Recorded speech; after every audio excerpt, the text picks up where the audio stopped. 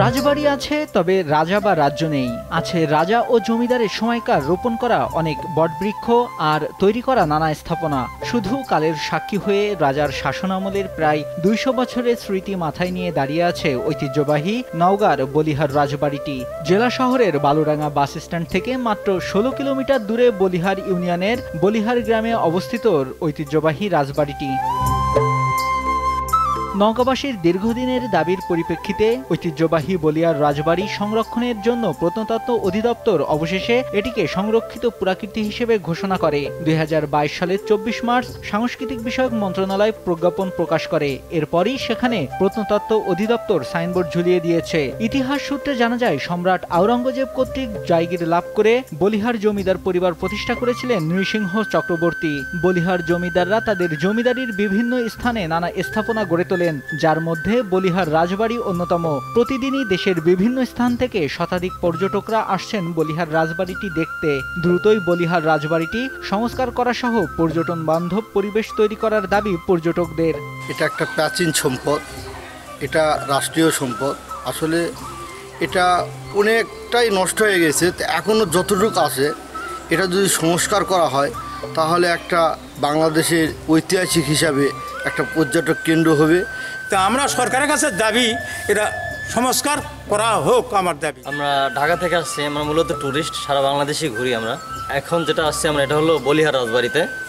তো এটা হলো অনেক আগের, কয়েকশো বছর আগের পুরাকীর্তি, কিন্তু এখন এগুলো সংস্কার করার দরকার। এখন এগুলো প্রত্নতত্ত্ব অধিদপ্তরে এগুলো নিয়ে আরও সংস্কার করে, আরও অনেক উন্নত করে, মডিফাই করে এভাবে করা হচ্ছে যাতে দর্শনার্থী আসে এখানে।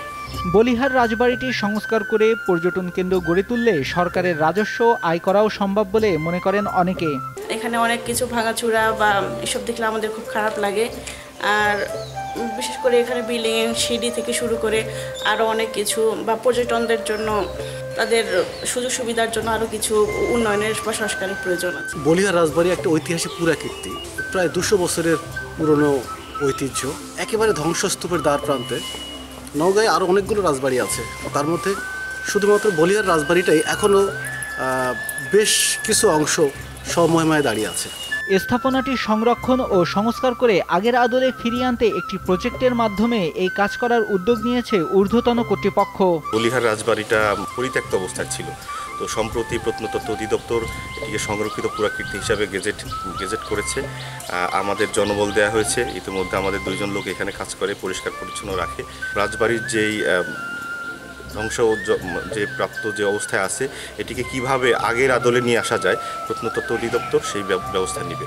পর্যটক বান্ধব করার জন্য যা যা প্রয়োজন এগুলো কর্তৃপক্ষের নজরে আছে এবং মাথায় আছে, পর্যায়ক্রমে এগুলো করা হবে। বলিহারের ৯ চাকার রথ নওগাঁ অঞ্চলে প্রসিদ্ধ ছিল।